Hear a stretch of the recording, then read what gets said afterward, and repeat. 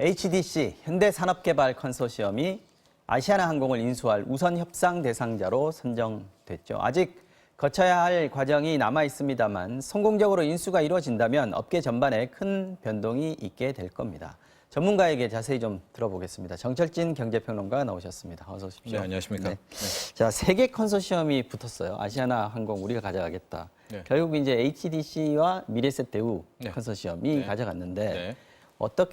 어떤 요인이 가장 컸다 이렇게 볼 수 있을까요? 일단 오너의 결단이 컸던 것 같습니다. 그러니까 형식적으로 보면 일단은 아직도 우선 협상 대상자에 HDC 이제 컨소시엄이 들어가게 된 것이고, 네. 뭐 만격적으로 뭐 주식 매매 계약 체결까지 되진 않았지만 우리가 거의 확정적이라고 바라보는 것은요. 근데 그 과정 속에서의 어떤 하나의 모습들이었는데 네. 이번에 그 M&A 관련해 인수 가격 써낸 게 2조 4천억.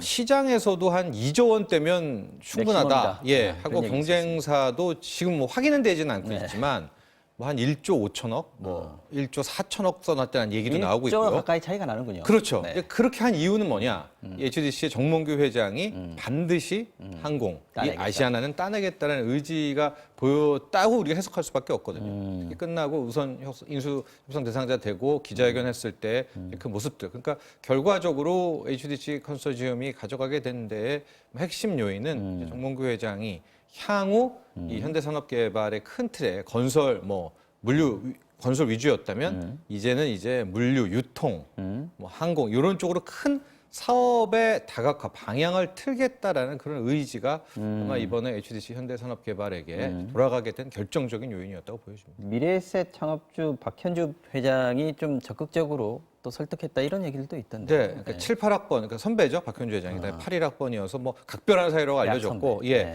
여러 가지 조언이 있었을 겁니다. 그리고 뭐 주간사, 외국계 주간사에서도 많은 조언을 받았을 것 같은데 역시 박현주 회장과도 큰 뭐 교감이 있었을 것 같고요. 앞으로 뭐 항공업이라든가 네. 여러 가지가 있었는데 좀 특이한 면은 항공이라는 표현을 쓰지 않고 정몽규 회장도 이제 모빌리티라는. 예. 네. 요즘 자동차도 자동차라고 안 부릅니다. 오토라는 표현 안 쓰거든요. 다 모빌리티. 훨씬 있어 보입니다. 예, 뭐 이게 또 4차 산업혁명이 맞습니다. 네, 네. 그래서 모빌리티라는 단어를 꺼냈던 것도 굉장히 좀 의미가 있었다 이렇게 보입니다.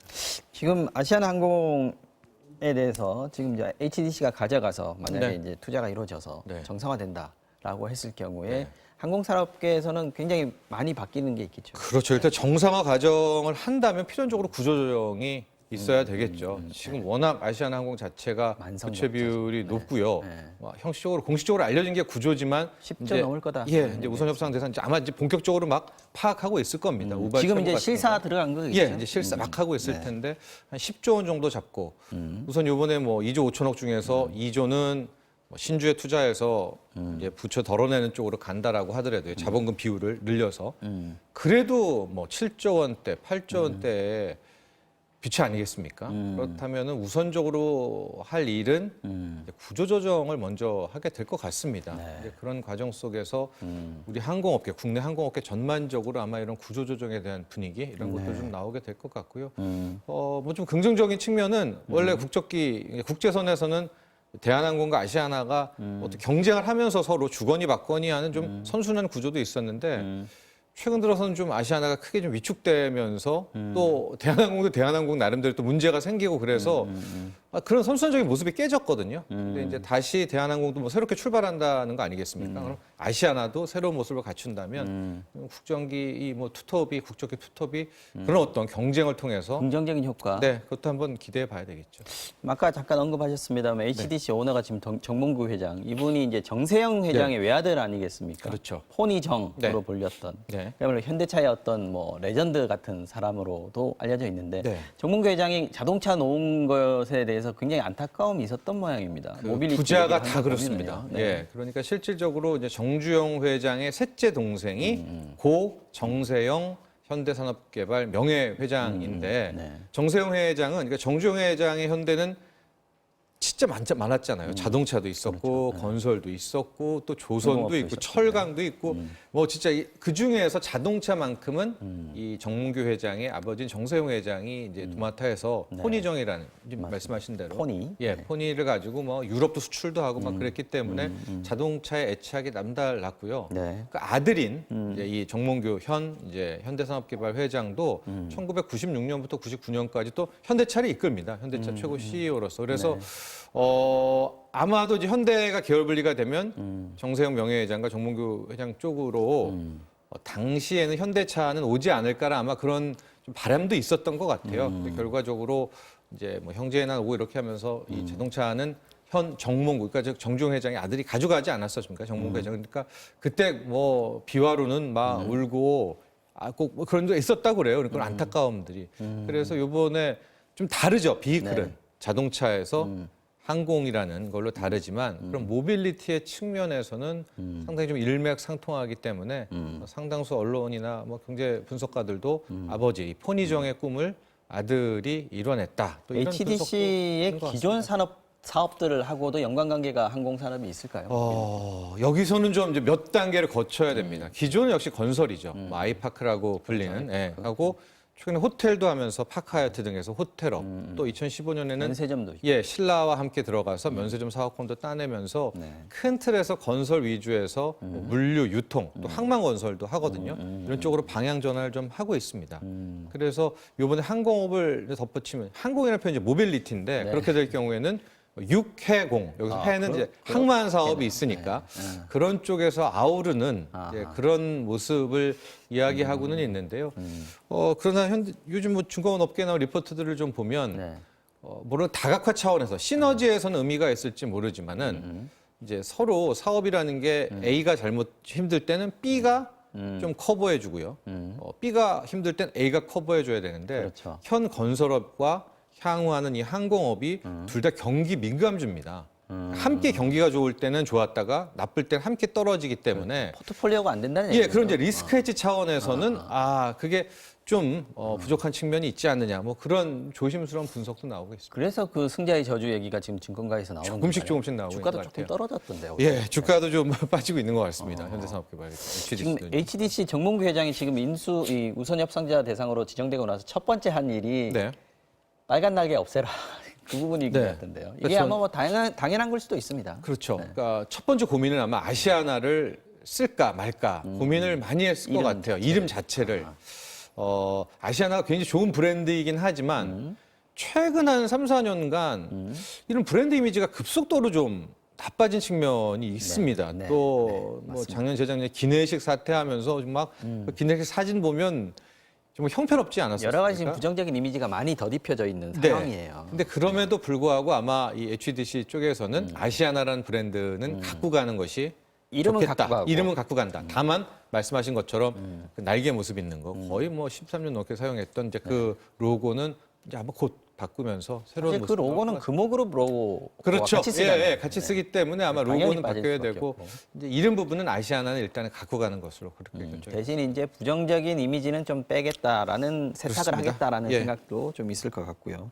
HDC 우리가 가져왔는데 우리 이름 써야지 이런 생각도 있을 것 같아요. 네, 그리고 뭐 HDC 아시아나 뭐 이런 모습도 네. 됐을 것 같고요. 그런데 아시아나라는 거는 안 버릴 것 같습니다. 자, 어쨌든 아직은 우선 협상 대상자입니다. 네. 그래서 이제 주식을 제대로 인수를 해야 네. 실질적인 매매계약을. 오너가 되는 거지 않습니까? 네, 그렇습니다. 그럼 앞으로 이제 남아 있는 일들, 과제들이 뭐가 있을까요? 이제 실사가 들어가고요. 아마 이 정도까지의 오너의 결단이기 때문에 정말 어마어마한 뭐 우발 채무라든가 문제가 뭐 생기지 않는 한 바로 본 협상이 본 계약이 체결이 되면서 주식 매매 계약이 체결될 것 같고요. 그렇게 되면 이제 구주 원래 금호가 갖고 있었던 구주와 신주를 이제 어떻게 발행하고 뭐 삼자 유상, 뭐 증자 배정, 뭐 이런 좀 복잡한 형식들이 있습니다. 그 신주 비중이 어떻게 되는지, 또 같이 재무적 투자자로 참여했던 미래에셋은 어느 정도 지분을 갖게 되는지가 아마 꼭 결정되게 될 것 같은데, 계속 말씀드리면 오너가 이 정도 결단했다면 좀 연내에는 이런 뒷과 정도는 빠르게 아마 다 완성이 되지 않을까 이렇게 보고 있습니다. 주식을 얼마에 매입할지가 결정이 아직 안 됐습니다만 네. 어쨌든 지금 써낸 게 2조 4천억이니까 그 안팎으로 되지 않겠습니까? 그렇습니다. 그렇게 되면 현대산업개발은 돈은 충분합니까? 현대산업개발 자체의 현금 유보금이라든가 재무 상태는 이제 굉장히 좋고 아마 그것 때문에 굉장히 늦게 뛰어들은 후발 주자임에 불구하고도 자신감이 있었겠죠. 근데 있었는데 여기 다 쓸 수는 없잖아요. 그렇죠. 이제 그리고 여기다 써버리면 어떻게 하냐라는 이제 우려가 그동안에 있는 가지고 것이죠. 있던 HDC의 장점이 없어질 수도 있고. 그렇습니다. 그러나 일단 현재까지만 보면 뭐 자금 여력이나 이런 부분은 괜찮은 것으로 보여집니다. 지금 이제 보다 근본적으로 보면은 아시아나가 그동안 만성 적자에 시달려 왔는데 HDC가 인수한다고 해서 이 지금 항공업계의 시장 상황이라는 게 있지 않겠습니까? 네. 이게 변하지 않으면 사실은 뭐 인수를 하더라도 아시아나의 적자 상태들이 계속될 수도 있다라는 우려들이 나오고 있는데 이 부분은 해결되겠습니까? 이제 우리가 승자의 저주 이야기 조금 하다가 이제 다시 여기까지 오게 네네. 됐는데요. 과연 지금 항공업은 어떤 상황인가? 좋지 않거든요. 이게 뭐 우리만 좋지 않은 것이 아니라 전 세계적으로 항공업이라는 자체가 굉장히 좀 이제 떨어져 있는 이게 사이클 민감 경기를 타지 않습니까? 근데 세계의 지금 경기가 워낙 안 좋은 그런 상황이고요. 우린 또 단기적으로는 저비용 항공사의 문제이기도 하지만 일본 이제 여행 불매 운동과 관련해서 이쪽 부분에 또 문제도 있고요. 유가가 지금 상태로는 꽤 안정적이지만 네. 이제 아람코 사우디의 국영 정유회사죠. 네, 아람코 불났죠. 상장되고 그러면 아마 또 감산을 해서 왜냐면 이제 처음 상장한 다음에 사우디아라비아 측에서는 주가 좀 끌어올리려면 유가가 올라야 되는 건 맞거든요. 네. 근데 사우디아라비아 오페크가 뭐 감산한다 또 이래버리면 유가가 유가 뜨면 변수가 있고. 항공업도 치명타거든요. 항공유 가격이 갑자기 오르니까. 그래서 실질적으로 뭐 실적들 보면 아시아는 뭐 작년에 이 영업 손실, 뭐 순손실 나오고 뭐 네. 1,800억, 1,900억대 아니겠습니까? 그래서 과연 제일 먼저 할 일은 구조 조정이겠죠. 그 다음에 새로운 항공업, 근데 말 그대로 모빌리티라고 이야기를 했다면 어떤 식으로의 이제 새로운 수익성 창출할까가 HDC에 던져진 큰 숙제다 이렇게 보고 있습니다. 지금 우리가 얘기한 게 기업 입장, 업계 입장, 또 어떻게 보면 재벌 얘기 네. 한 거일 텐데요. 네. 소비자 입장에서는 어떻습니까? 이게 지금 HDC 가져가면 우리가 그동안 가지고 있던 아시아나여서 좀 불만이었던 부분들이 좀 해소가 될 수 있을까요? 소비자 입장에서는 이게 잘 된다면 네. 좋죠. 이게 두 군데가 이제 대한항공과 국제선 부분에서는 네. 경쟁을 하게 되니까요. 저비용 항공은 이제 워낙 또 가격 경쟁도 하게 되고 또 이제 독특한 경쟁들을 많이 하고 있는데 국제선만큼은 특히 국적기만큼은 좀 우리 뭐 소비자들이 좀 아쉬웠던 부분들이 있거든요. 근데 이제 이렇게 HDC가 좀 새로운 도전을 해서 경쟁적으로 막 치고 나간다면 또 대한항공도 또 맞서지 않겠습니까? 그렇게 될 경우에는 소비자에게 조금 이제 긍정적인 영향도 있기를 이제 바라봅니다. 네. 시간이 얼마 남지는 않았습니다만 이 얘기는 하나 하고 가겠습니다. 네. 지금 지난 11일 날 중국 광군제지 않았습니까? 네. 이게 말하자면 최대 쇼핑 뭐 하는 날. 날. 뭐 이렇게 네. 됐는데 엄청난 매출이 났던데 그 사이에 우리도 좀 이득을 본 게 있습니까? 네. 그 11월 11일 날 이제 광군제였고 알리바바 몰 관련 몰에서가 44조, 징둥닷컴 이런 징둥그룹 관련 몰에서가 44조 면, 32조. 네. 하루에 이 1, 2위가 거의 한 70조, 80조고 기타 등등 하면 우리나라 예산의 10분의 1입니다. 100조 원대 매출이 하루 만에 나왔을 것 같은데요. 그러니까 우리나라가 이제 1억 위안 클럽에 가입된 브랜드들 이걸 뭐 하루치라고도 하고 1시간이라고도 하는데 한 네. 170억 매출이 1시간 만에 이루어진 곳이 역시 삼성전자가 있었고요. 그래요. 또 화장품에 LG생활건강에 이제 뭐 이런 것들이 있는데 우리 특징 중에 하나는 K뷰티가 죽었다 뭐 이제는 중국에서 뭐 다 했다 이런 얘기가 있었는데 이번 한국 광군제 화장품. 보니까 K뷰티 제품들이 다 대박이었습니다. 그러니까 여전히 한국 화장품은 강세다, 아시아의 강세다라는 것을 확인할 수 있었고요. 참고로 이게 좀 여성분들 피부가 이 좀 서양과 동양이 많이 다른 것 같습니다. 즉 미국의 블랙 프라이데이 때는 유럽계 화장품들의 매출이 폭등하거든요. 근데 광군제에서는 항상 우리 한국 화장품이 압도하고 있다는 점도 말씀드립니다. 어쨌든 반가운 소식. 반가운 소식입니다. 지금까지 정철진 경제평론가와 함께 이야기 나눠봤습니다. 오늘도 말씀 잘 들었습니다.